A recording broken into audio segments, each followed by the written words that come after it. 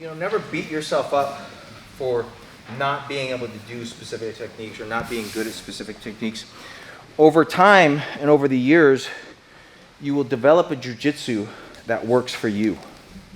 You just got to put in the time, right? And just because someone says, oh, triangle, you need to get good at the triangle, you need to get good at the triangle. You're never going to get good at the triangle unless you're only training with little kids. Huh? I saw that. Me too. That's okay. But you can still develop a good attack from your guard. You're going to have to find a different technique that works for you, right? Now, there's advantages and disadvantages to being big and small. A lot of people don't realize that. Everyone thinks, oh, the big guy has all the advantages. Well, depending on your size, big guys have a little bit more weight distribution, right? They have a little bit more weight to their advantage, but they tend to be slower, right? They tend to have less endurance. They tend to be less flexible, right? So those are all things that, hey, these are things that I have to my advantage. I'm smaller. The other thing with let's say tall, lanky guys and a short guy, okay?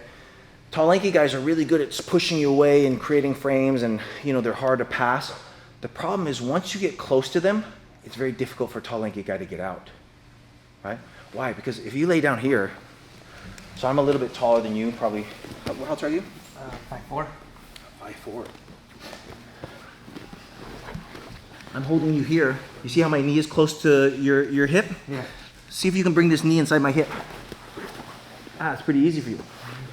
Because of your short limb, it's much easier for you to recover and fit into small holes, right? Get your knee close. I have to move, even if I move my foot here, I can't get my knee into this hole. Me trying to do a guard recover on you is going to be a nightmare. Because the distance from your knee to your hip is so much smaller. There's a much smaller hole. And my leg is so much longer that, man, I got to do a huge movement.